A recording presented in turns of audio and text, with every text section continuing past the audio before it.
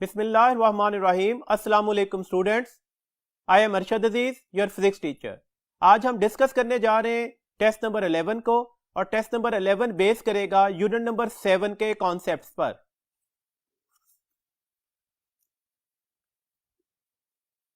जी students, question number 86 है, the formula for stress that changes the length is.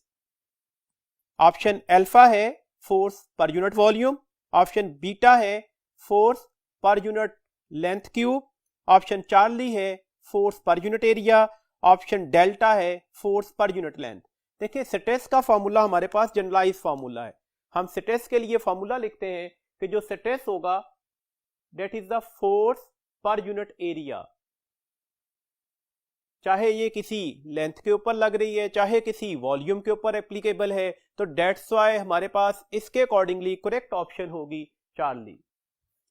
Question number 87 है, the tensile stress of 500 newton per meter square produces a change of 0.5 meter in a wire of length 5 meter, the Young modulus of the wire is. आपने Young modulus calculate करना है, stress given है और बाकी data के accordingly हम इस formula को अगर ऑपरेट करते हैं तो हमारे पास Young modulus stress over strain के बराबर होगा। स्ट्रेस की वैल्यूज डायरेक्टली दी गई थी, डेट्स वाई 500 पास्कल्स लगा दी। Strain delta L over L होता है, एल ऊपर जाकर मल्टीप्लाई हो जाएगा और डेल्टा एल से ये पूरा फैक्टर डिवाइड हो रहा होगा। स्ट्रेस की वैल्यूज 500, लेंथ 5 मीटर है और डेल्टा एल की वैल्यूज अगर मैं 0.5 अप्लाई कर दूं तो इसके अकॉर्डिंगली हमारे पास एक्सप्रेशन कैसे लिखा जाएगा। देखिए, यहां पर हमारे पास लिखा गया 500, ये 5 हो गया और ये 0.5 को 5/10 लिखेंगे। 5/10 का मतलब है ये 10 ऊपर जाकर मल्टीप्लाई हो गया, ये से कैंसल, तो डेट्स ये 5000 और y के यूनिट्स लग जाएंगे। यंग्स मॉडुलस के यूनिट्स क्या होते हैं, पास्कल्स या न्यूटन पर मीटर स्क्वायर, तो इसके अकॉर्डिंगली करेक्ट ऑप्शन होगी डेल्टा। क्वेश्चन नंबर 88 है, tensile stress produces a strain of 0.25 and elongation of 20 centimeter in a wire of negligible cross sectional area, the length of the wire is। तो that's why अब हम formula use करेंगे strain का, strain is equal to the delta L over l. अब हमारे पास इसके accordingly L किसके बराबर आ जाएगा, that is the delta L over strain. Elongation या एक्सटेंशन की वैल्यूज दी गई थी, डेट इज 20 सेंटीमीटर, मैंने सेंटी को 10⁻⁻² में कन्वर्ट किया। स्ट्रेन की वैल्यूज 0.25 है, इसको फर्दर प्रोसीड करते हैं तो आपको यहां पर नजर आ रहा है कि ये तो 20 × 10⁻⁻² हो जाएगा और मैं इसे 25 ओवर अगर 100 लिखता हूं तो डेट इज 20 × 10⁻⁻² डिवाइडेड बाय 1/4। 25/100 को ऑपरेट किया, ये 4 जाकर ऊपर मल्टीप्लाई हो रहा है, तो that's why 20 multiply by 4 multiply by 10⁻⁻², तो this one is the 80 × 10⁻⁻² metre. Length लेनी थी तो ये मीटर में निकल आई। अब अगर हम अपनी ऑप्शंस को देखते हैं तो ऑप्शन नंबर अल्फा है हमारे पास 80 सेंटीमीटर, ऑप्शन नंबर बीटा है 100 सेंटीमीटर, ऑप्शन नंबर चार्ली है 80 मीटर और ऑप्शन नंबर डेल्टा है 100 मीटर। तो कौन सी ऑप्शन ठीक बन रही है जी, डेट इज द 80 सेंटीमीटर, तो करेक्ट ऑप्शन हमारे पास है अल्फा। 89 क्वेश्चन है, a wire of length 0.5 metre is attached with a mass of 8 kilogram vertically. If tensile strain in the wire is 1.5 × 10⁻⁻³ the extension in the wire will be। Extension calculate करनी है, strain का formula लिखते हैं, delta L over L. Delta L किसके बराबर आ जाएगा, strain into the length के। स्ट्रेन की वैल्यूज दी गई, डेट इज 1.5। हमारे पास नेक्स्ट वैल्यूज किसकी है, वो लेंथ की है 0.5 मिलीमीटर, तो मैंने मिली का प्रीफिक्स यूज कर लिया। 15 5 बार कितने होते हैं, 75। डेसिमल पॉइंट्स गिनते हैं, आपके डेटा में 1 और 2 डेसिमल पॉइंट्स हैं, तो यहां पर हमारे पास आंसर में भी 2 डेसिमल पॉइंट्स आएंगे, तो ये 0.75 हो गया और 10⁻⁻³ मिली होगा, तो ये 0.75 मिलीमीटर ऑप्शन होगी और तो करेक्ट ऑप्शन होगी चार्ली। नेक्स्ट क्वेश्चन है जी हमारे पास 90, if a wire is stretched by hanging a weight from its end, the elastic potential energy per unit volume in terms of the elastic stress is sigma and the modulus of elasticity is y। तो आपने अब बताना है कि कौन सा formula elastic potential energy per unit volume का correct होगा। ऑप्शन अल्फा है half y sigma square, option beta है sigma square divided by 2y, option Charlie है 2/2 y सिग्मा स्क्वायर और ऑप्शन डेल्टा है हाफ वाई स्क्वायर सिग्मा। देखिए operate करते हैं फॉर्मूला को, एनर्जी पर यूनिट वॉल्यूम का हमारे पास जो एक्सप्रेशन होता है वो हाफ सिग्मा, जिसे आप स्ट्रेस बोलते हो, इनटू द स्ट्रेन होता है। अगर मैं इस फॉर्मूला को in terms of the sigma and Y convert करना चाह रहा हूं तो मुझे इस स्ट्रेन की वैल्यूज लगानी पड़ेगी। स्ट्रेन की अगर मैं वैल्यूज लगाता हूं तो आप सबको पता है स्ट्रेन किसके बराबर निकलेगा, that is the stress over Young's modulus. तो डेट्स फॉर्मूला क्या हो गया, हाफ सिग्मा स्क्वायर वाई। तो इसके अकॉर्डिंगली करेक्ट ऑप्शन है बीटा। 91 क्वेश्चन है, yield point may be defined as the point where. Yield point को हमें डिफाइन करना है, क्या होगा। देखें अगर हमें स्ट्रेस स्ट्रेन ग्राफ लूं तो हमारे पास ओरिजिन से लेकर जो ए पॉइंट तक हमारे पास रिलेशन था ये प्रोपोर्शनल लिमिट के रीजन में आता है।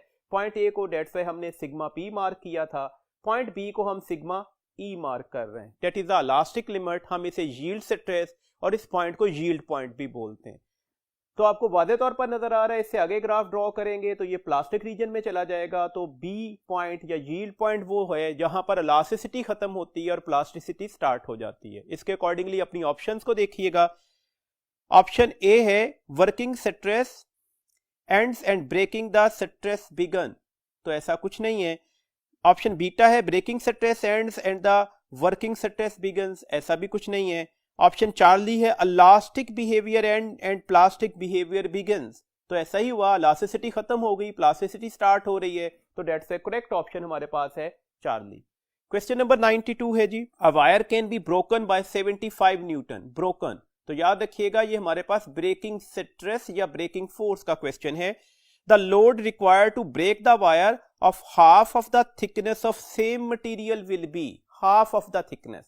तो अब हम फॉर्मूला लिखते हैं। देखें ब्रेकिंग फोर्स किसके डायरेक्टली प्रोपोर्शनल होगी, आर स्क्वायर के। कैसे पता लगा जी, ब्रेकिंग फोर्स एक्चुअली इक्वल होती है हमारे पास breaking stress multiply by the area के। सिंपल सा हमने स्ट्रेस का फॉर्मूला लिखा, उसे फर्दर सिंप्लीफाई किया, एरिया बराबर होगा पाई आर स्क्वायर के।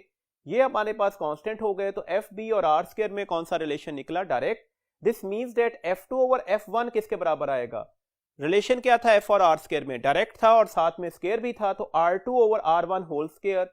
R2 की वैल्यूज क्या दी गई, कहा गया हाफ ऑफ द थिकनेस, तो R2 R/2 हो जाएगा डिवाइडेड बाय R, तो R से तो R कट गया, तो ये 1/2 का स्क्वायर लेते हैं तो ये हमारे पास क्या निकलता है, डेट इज 1/4। तो F2 की वैल्यूज क्या आ जाएगी, 1/4 तो फैक्टर बन रहा है और साथ में ये F1 का फैक्टर भी मल्टीप्लाई होगा। F1 कितना था, डेट इज द 75। तो 75 को जब हम 4 से डिवाइड करेंगे तो आंसर जो है हमारे पास 20 के बहुत नियर अबाउट आएगा, बिकॉज 24 और 80 होते हैं ना, तो आंसर जो है वो 19 पॉइंट समथिंग न्यूटन निकलेगा। तो डेट्स है, इसके अकॉर्डिंगली अपनी ऑप्शंस को देखते हैं कि कौन सी ऑप्शन ठीक है। ऑप्शन नंबर अल्फा है 19 न्यूटन, ऑप्शन नंबर बीटा है 37 न्यूटन, ऑप्शन नंबर चार्ली है 300 न्यूटन और ऑप्शन नंबर डेल्टा है 75 न्यूटन। तो कौन सी ऑप्शन ठीक होगी जी, अल्फा ऑप्शन। नेक्स्ट क्वेश्चन है जी, question number 93, within the elastic limit which of the following graph correctly represents the variation of the extension versus the load. Extension versus the load का कौन सा correct expression होगा, कौन सा correct graph होगा। तो एक्सटेंशन वर्सेस द लोड का अगर हम ग्राफ ड्रॉ करते हैं तो आपको पता है एक्सटेंशन और लोड में according to the Hooke's law कौन सा रिलेशन है जी, डायरेक्ट रिलेशन है। और अगर हम डायरेक्ट रिलेशन के ग्राफ ड्रॉ करें तो that would be a straight line, तो ये हमारे पास ग्राफ बनेगा। तो करेक्ट ऑप्शन हमारे पास आ गई चार्ली। नेक्स्ट क्वेश्चन है जी हमारे पास 94, the ability of a body to regain its original shape when the stress is removed is called. आपके पास सिंपल सी इलास्टिसिटी की डेफिनेशन दी गई है। इलास्टिसिटी एक ऐसी एबिलिटी होती है जिसमें आप पार्टिकल दोबारा रिगेन कर लेता है अपनी ओरिजिनल शेप को जब हम स्ट्रेस रिमूव कर देते हैं। तो डेट्स ए करेक्ट ऑप्शन हमारे पास होगी इलास्टिसिटी। ऑप्शंस को पढ़ रहा हूं, ऑप्शन अल्फा है modulus of elasticity, option beta है इलास्टिसिटी, ऑप्शन चार्ली है प्लास्टिसिटी और ऑप्शन डेल्टा है टफनेस। तो कौन सी ऑप्शन ठीक होगी जी हमारे पास, इलास्टिसिटी। तो उसके अकॉर्डिंगली करेक्ट ऑप्शन है beta and the beta option is the elasticity. Question number 95 है, the load extension graph for two wires A and B of same material are as shown. If the lengths are the same the wire with more cross sectional area is. किसका cross sectional area ज्यादा होगा। Graph किसके दरमियान बना हुआ है, load और extension के। तो पहले तो ये लोड और एक्सटेंशन का ग्राफ के लिए हम यंग्स मॉडुलस की वैल्यूज लिखते हैं। यंग मॉडुलस क्या होता है? Force into the length divided by area into the extension. अच्छा, अब देखिएगा अगर हम इस ग्राफ का स्लोप लेना चाहें तो स्लोप किसके बराबर होता है? वाई एक्सिस का चेंज। वाई एक्सिस का चेंज हमारे पास क्या है? Load force divided by X axis का चेंज। एक्स एक्सिस का चेंज क्या है? That is the extension, this one is the delta L. तो ये आपके पास इसका स्लोप बन रहा है। अगर मैं इसकी वैल्यूज डिफाइन करना चाहूं तो एफ ओवर डेल्टा एल किसके बराबर आ जाएगा? ये एरिया इधर मल्टीप्लाई हुआ और लेंथ आकर डिवाइड हो गया, तो डेट इज द स्लोप। ये हमारे पास स्लोप को रिप्रेजेंटेशन दे रहा है। आपको नजर आ रहा है कि हमारे पास इस वक्त स्लोप y के डायरेक्ट प्रोपोर्शन में है, स्लोप एरिया के डायरेक्ट प्रोपोर्शन में है, स्लोप लेंथ के इनवर्स रिलेशन में। मटेरियल सेम थे तो इसका मतलब है हमारे पास स्लोप और थिकनेस या एरिया में कौन सा रिलेशन निकलेगा? डायरेक्ट, क्योंकि हमें थिकनेस ऑफ द वायर के मतलब ही पूछा गया। दिस मींस दैट जिसका स्लोप ज्यादा होगा उसका थिकनेस ऑफ द वायर या area of cross section of the wire भी क्या होगी? ज्यादा होगी। तो सबसे बड़ा स्लोप किस में है? ए में।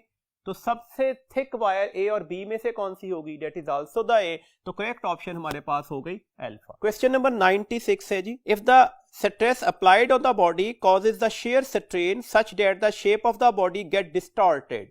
shear स्ट्रेन आया, याद रखिएगा, by π/6 radian, the value of the strain will be. आपने स्ट्रेन की वैल्यूज कैलकुलेट करनी है जी।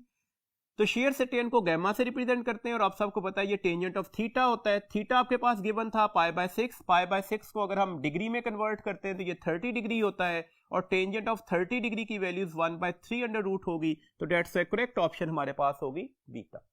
क्वेश्चन नंबर 97 है, the strain in a wire of 15 metre length is 4.2 into 10⁻⁻4। The elongation in the wire will be. हमने elongation calculate करनी है तो हमारे पास फॉर्मूला स्ट्रेन वाला लगेगा। एलोंगेशन किसके बराबर आ जाएगी? स्ट्रेन इनटू द लेंथ के। स्ट्रेन की वैल्यूज दी गई थी, साथ में किसे मल्टीप्लाई कर देना है? लेंथ को। अगर मैं इसे मल्टीप्लाई करता हूं तो यहां पर 15 2 30, 15 4 60 और 3 बाकी बचे हुए तो ये 63 हो गया। एक डेसिमल पॉइंट्स के बाद डेसिमल लगा देते हैं, इंटू 10⁻⁻4 मीटर निकल आएगा। और अगर मैं इसे मिलीमीटर में लिखना चाह रहा हूं तो 10⁻⁻1 इससे यहां से इधर डिवाइड करवा देते हैं तो ये आंसर 6.3 इंटू 10⁻³ मीटर या 6.3 मिलीमीटर निकल आएगा। अब हम अपनी ऑप्शंस देख लेते हैं और देखते हैं कि कौन सी करेक्ट ऑप्शन होगी जी। तो हमारे पास इस क्वेश्चन में जो ऑप्शंस हैं, अल्फा ऑप्शन है 5.2 मिलीमीटर, बीटा ऑप्शन है 7.4 मिलीमीटर, चार्ली ऑप्शन है 4.8 मिलीमीटर और डेल्टा ऑप्शन है 6.3 मिलीमीटर। तो कौन सी ऑप्शन ठीक होगी? 6.3 मिलीमीटर। तो करेक्ट ऑप्शन है हमारे पास डेल्टा। नेक्स्ट क्वेश्चन है जी 98, a cube of each side of length 6 metre is subjected to a normal force of 72 newton. The stress on the cube is, stress on the cube is, stress on the wire is. तो formula F over A ही होगा। तो formula है F over ए, cube है तो उसका area क्या होगा? एल स्क्वायर के। 72 फोर्स दी गई, लेंथ 6 थी तो 6 का स्क्वायर क्या हो जाएगा? 36। तो ये 36 से अगर हम इसे डिवाइड करते हैं तो आंसर जो है वो 2 पास्कल या 2 न्यूटन पर मीटर स्क्वायर निकलेगा। तो डेट्स करेक्ट ऑप्शन हमारे पास है डेल्टा। क्वेश्चन नंबर 99 है, a force of 100 newton changes the length of 5 metre wire to 5.2 metre. The energy stored in deformed wire is. Energy stored का formula लिखते हैं। Energy stored का फॉर्मूला हमारे पास होता है जी half force into extension. Force की वैल्यूज दे दी गई, डेट इज 100। एक्सटेंशन कैसे कैलकुलेट करेंगे? वायर जो थी 5 मीटर की थी, एक्सटेंड होकर 5.2 हो गई तो दोनों लेंथ्स को माइनस कर दीजिएगा तो ये एक्सटेंशन निकल आएगी। अगर मैं इसे ऑपरेट करता हूं तो यहां पर तो 50 हो गया, ये 50 किससे मल्टीप्लाई होगा? 0.2 से। दिस मींस दैट 50 और 0.2 की जगह पर 2/10 कर देते हैं, ये से कैंसिल हो गया तो आंसर 10 जूल निकल आएगा। तो this one is the charlie. तो charlie is over correct option. Next question है जी हमारे पास question number 100, the greatest stress that a material can endure without losing straight line proportionality between the stress and strain is called without losing straight line proportionality। तो straight line proportionality कहां पर हमारे पास hold कर रही होती है? Proportional limit तक। और अगर हम ग्राफ में से लेबल करें तो ये हमारे पास O से लेकर A पॉइंट था, तो यही हमारे पास करेक्ट ऑप्शन होगी। एक बार ऑप्शंस को पढ़ते हैं तो हमारे पास ऑप्शंस हैं yield stress, ultimate tensile stress, charlie option है प्रोपोर्शनल लिमिट, डेल्टा ऑप्शन है फ्रैक्चर स्ट्रेस। तो कौन सी ऑप्शन करेक्ट होगी जी? Proportional limit, and this one is the charlie. Next question है जी 101, a steel has a greater modulus of elasticity than rubber because under the same stress. अब हमने अपनी ऑप्शंस को देखना है। पहली ऑप्शन है अल्फा ऑप्शन है the strain in steel is less than the rubber, option beta है the strain in steel is more than the rubber, option Charlie है elongation in steel is more than the rubber, option delta है none of these. देखिए comparison है rubber और steel के दरमियान, तो that's a basic सा फॉर्मूला लिखते हैं, y Young's modulus is equal to the stress over strain.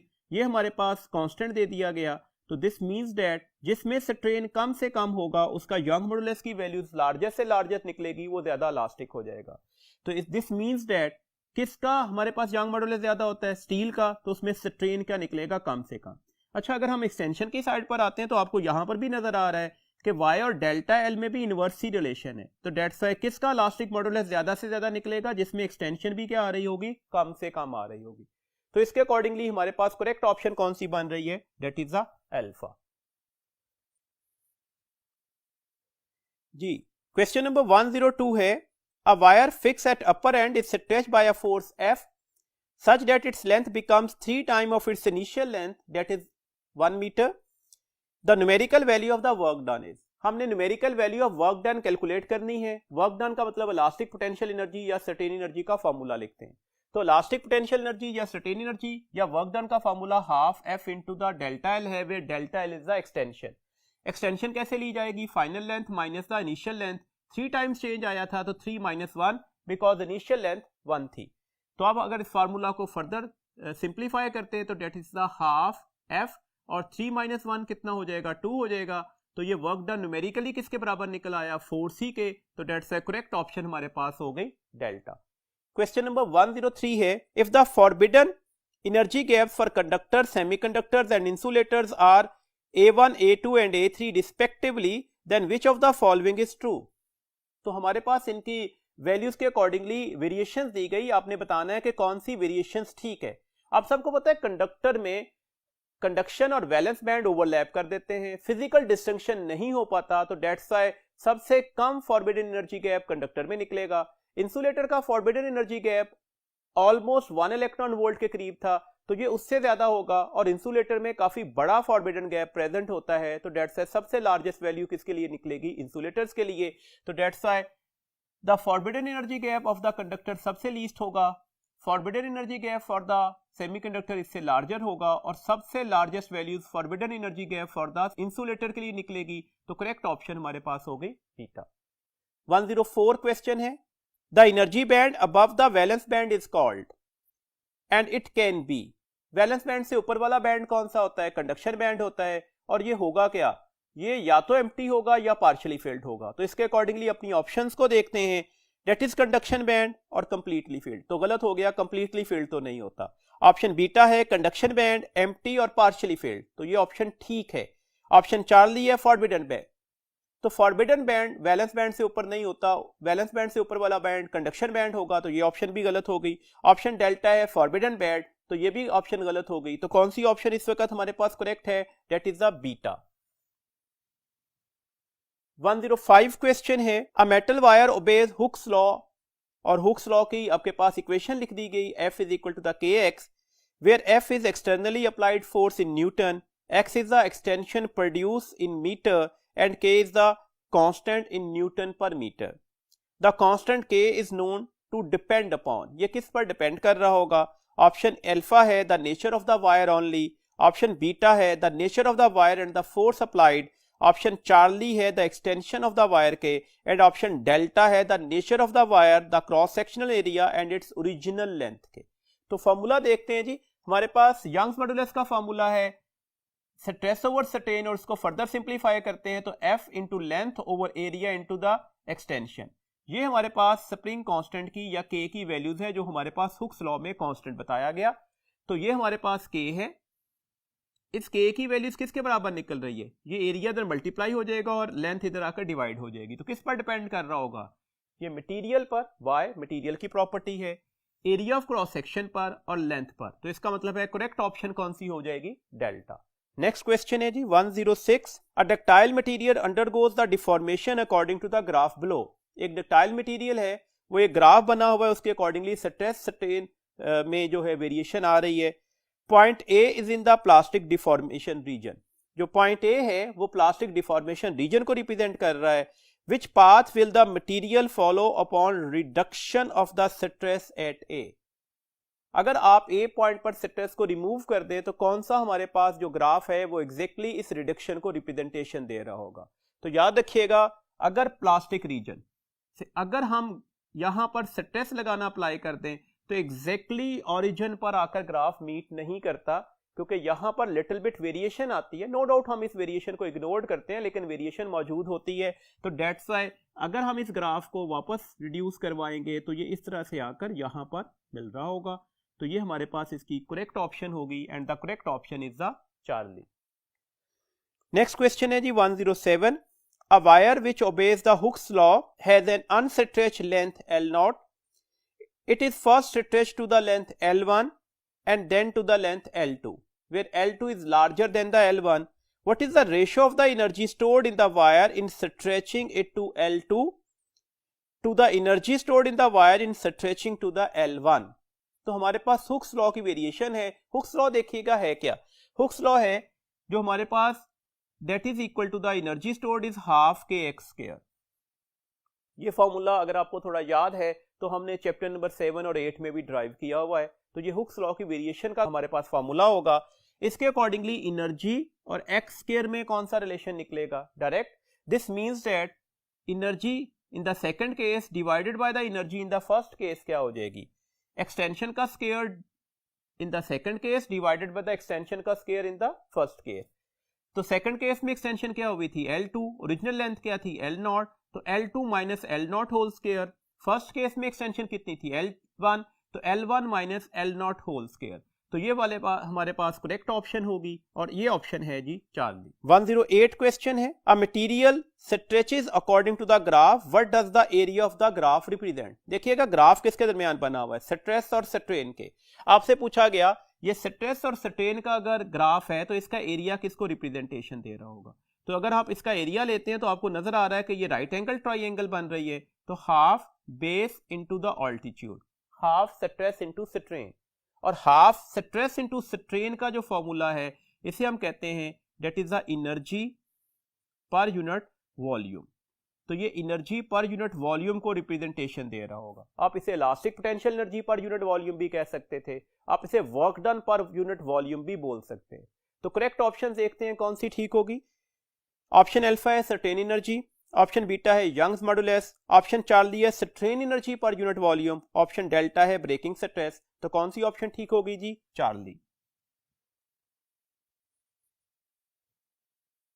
Next question है 109, a load of mass 100 kilogram is suspended from a copper wire of length 0.5 meter and with a diameter of 2 millimeter. If the Young modulus of the copper is 11.8 into 10 raised to the power 10 Pascal, what is the work done in extending the wire? G की values दी गई है 9.8 और अब हम इसे रफली estimate करेंगे 10 मीटर पर सेकंड स्क्वायर से। आपके पास चार ऑप्शंस हैं, आपने वर्क डन कैलकुलेट करना होगा। वर्क डन का फॉर्मूला है हाफ एफ इंटू एल। अब यहां पर हम डेल्टा एल की वैल्यूज लगाते हैं। डेल्टा एल की वैल्यूज के लिए फॉर्मूला आपको अच्छी तरह से पता है कि जो डेल्टा एल होता है that is equal to the force into the length divided by area into the Young's modulus या इलास्टिक मॉडुलस। ये वाली वैल्यूज यहां पर लगा दें तो फोर्स और फोर्स स्क्वायर हो जाएगी, ये लेंथ और एरिया इंटू वाई से डिवाइड हो रही होगी। तो अब आप इसमें वैल्यूज लगा देते हैं। अगर आप इसे वर्टिकली हैंग कर रहे थे तो फोर्स किसके बराबर होगी, वेट के। तो डेट से मैंने यहां पर mg लिख दिया, फोर्स का स्क्वायर था तो m का भी स्क्वायर लिया, g का भी स्क्वायर लिया। वैल्यूज रिप्लेसमेंट में देते हैं जी।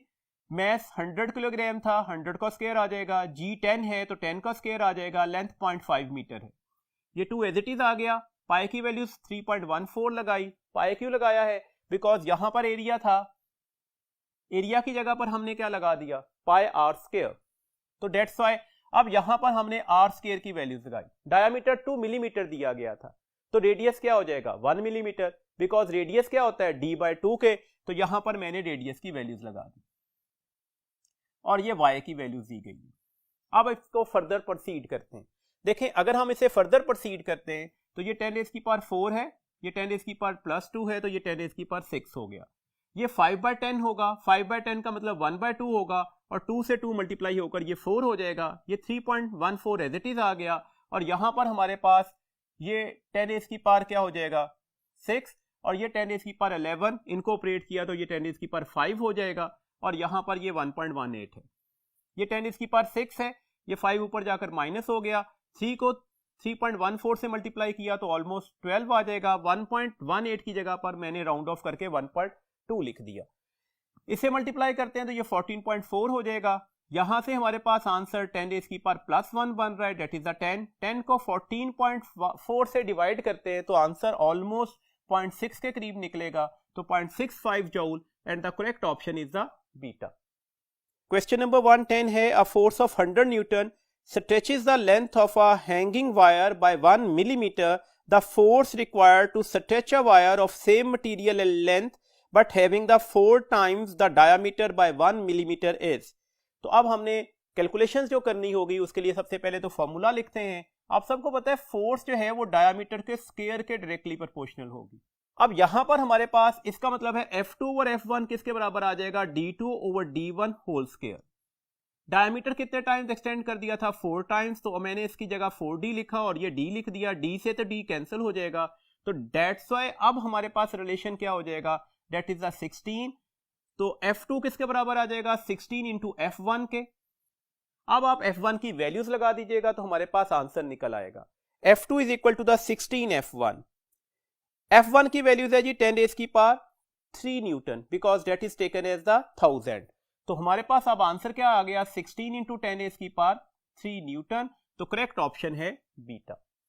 क्वेश्चन नंबर 111 है, a wire of length L and cross sectional area A is made of a material of young modulus Y। If the wire is stretched bye amount X, the work done is. Work done का simple सा formula है, formula लिखिएगा half elastic modulus area length का square divided bye L। अब यहां पर हमने just replacement देनी है। देखें हमारे पास रिप्लेसमेंट क्या है, आपसे यहां पर तो हाफ इलास्टिक मॉडुलस की जगह पर y का वर्ड लिखा गया, ये आपने एज इट इज लिख दिया, एरिया है और एक्सटेंशन की जगह पर हमारे पास क्या बोला गया x, तो मैंने x स्क्वायर लिखा और ये ओरिजिनल लेंथ है because that small as taken as extension और capital L taken as the length. तो इसके अकॉर्डिंगली अगर हम एग्जैक्ट फार्मूला पर जाते हैं तो ये डेल्टा होगा। हमने ओरिजिनल फार्मूला में जस्ट रिप्लेसमेंट दी according to the condition of the question. Next question है जी हमारे पास 112, a steel wire is of radius r and length L is elongated by delta L when force F act on it. If another wire of same steel but of radius 2r and length 2l is stretched by the force 2F, increase in its length will be। अब length में increase कितना होगा, देखिए delta L किसके बराबर होता है FL over area into Y के। FL और एरिया की जगह पाई आर स्क्वायर लिख दिया इंटू वाई, मटीरियल सेम था दैट्स व्हाई वाई की वैल्यूज तो सेम होगी, तो डेल्टा एल डायरेक्टली प्रोपोर्शनल निकलेगा फोर्स लेंथ का प्रोडक्ट और डिवाइडेड बाय आर स्क्वायर के। This means that delta L2 over delta L1 की रेशियो क्या होगी, FL की रेशियो तो डायरेक्ट है तो F2 over F1 multiply by L2 over L1, जबकि रेडियस की रेशियो इनवर्स थी तो मैंने उसे इनवर्स रेशियो में लिखा और साथ में स्क्वायर भी लेना होगा। ये 2F है, ये एज इट इज F लिख ली, लेंथ भी डबल हो गई थी, ये एज इट इज लिख दिया, रेडियस भी डबल हो गया था तो R2 की जगह 2R लिख दिया, फोर्स से फोर्स, लेंथ से लेंथ और रेडियस से रेडियस कैंसिल हो गया, ये 2 मल्टीप्लाई बाय 2 4 हो गया, डिवाइडेड बाय 4 हो जाएगा। रीजन ये 2 का स्क्वायर भी लेना है, तो 4/4 आंसर क्या निकल आएगा 1, तो इसका मतलब है delta L2 is equal to the delta L1, तो करेक्ट ऑप्शन हमारे पास होगी अल्फा। 113 क्वेश्चन है, two wires of same material and length but diameter in the ratio 1:2 are stretched by the same force, the potential energy per unit volume for the two wires when stretched will be in the ratio. तो हमने exact ratio define करनी है। देखिए energy stored per unit volume का formula क्या होता है, half stress का स्क्वायर ओवर यंग्स मॉडुलस। ये फॉर्मूला हम ड्राइव कर सकते थे हाफ स्ट्रेस इनटू स्ट्रेन से, स्ट्रेन की जगह पर हम स्ट्रेन की वैल्यूज लगा देंगे स्ट्रेस ओवर यंग्स मॉडुलस, तो वहां से ये फॉर्मूला ड्राइव हो गया। अब देखिएगा इसका मतलब हुआ कि हमारे पास जो है वो एनर्जी स्टोर्ड जो है वो स्ट्रेस का स्क्वायर ओवर y और साथ में 1/2 मल्टीप्लाई भी करना है। अब इसका मतलब हुआ कि energy stored in case number 1 divided by the energy stored in case number 2, और ये पर यूनिट वॉल्यूम की वैल्यूज ले रहे हैं, that is actually A2 over A1 whole square के बराबर आएगा। कैसे जी, मैं स्टेस की वैल्यूज लगा देता हूं F ओवर A, तो ये F square over A square हो जाएगा। तो state energy per unit volume जो है वो एरिया के स्क्वायर के इनवर्स रिलेशन में था, तो मैंने वही रिलेशन यहां पर यूटिलाइज कर दिया। एरिया किसके बराबर होता है, अगर मैं एरिया की वैल्यूज लगा दूं तो ये तो हाफ एज इट इज आ गया, ये F स्क्वायर हो जाएगा, ये पाई D स्क्वायर बाय 4 होगा और इसका स्क्वायर भी लेना होगा। तो D का स्क्वायर और फिर स्क्वायर लेंगे तो D की पावर क्या हो जाएगी, 4 हो जाएगी। तो डेट्स है हमने यहां पर यही values D2 bye D1 whole power 4 लगा दी। तो कितना डायमीटर में चेंज आया था, 2 टाइम्स, तो 2 बाय 1 की पावर 4 हो जाएगी, तो ये 16 बाय 1 की रेशो निकलेगी। तो करेक्ट ऑप्शन हमारे पास होगी चार्ली।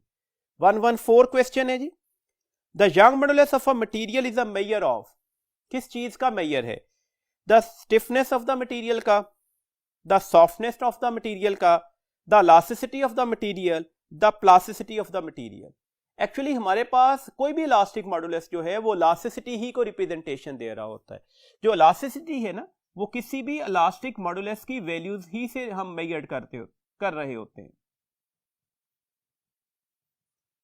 ये यंग्स मॉडुलस की वैल्यू से जितनी इलास्टिसिटी ज्यादा होगी उतना ही यंग मॉडुलस की वैल्यूज भी क्या निकलेगी, वो लार्जर निकलेगी। तो दैट्स ए करेक्ट ऑप्शन हमारे पास क्या मानी जाएगी, चार्ली। क्वेश्चन नंबर हमारे पास है जी 115, the figure show a typical force extension graph for rubber, what does the shaded area represent. आपके पास जो शेडेड एरिया है वो किस चीज को रिप्रेजेंटेशन दे रहा है, work done in extended wire along path number 1, beta option है energy recovered along path number 2, Charlie option है gain in internal energy of molecule in the rubber specimen, delta option है energy that enter the rubber from the surroundings. ये हमारे पास graph बना हुआ है force extension का, एक्चुअली रबर का ग्राफ है। एक्चुअली हम इसे इस तरह से भी बोल सकते हैं, ये हमारे पास जो है इलास्टिक हिस्टेरेसिस है। जैसे मैग्नेटिक हिस्टेरेसिस का ग्राफ बनता है तो ये इलास्टिक हिस्टेरेसिस का ग्राफ है। पॉलीमर्स का ये ग्राफ होता है और ये ग्राफ हमारे पास एनर्जी गेन ही को रिप्रेजेंटेशन दे रहा होता है। कौन सी चीज एनर्जी गेन कर रही होती है, उस पॉलीमर्स के मॉलिक्यूल। तो इसके अकॉर्डिंगली हमारे पास करेक्ट ऑप्शन कौन सी होगी, दैट इज द चार्ली। ये था जी हमारे पास आज का टेस्ट। इंशाल्लाह नेक्स्ट वर्किंग डे पर हम इसी यूनिट का नेक्स्ट टेस्ट डिस्कस करेंगे। अपना बहुत ख्याल रखिएगा। अल्लाह हाफिज।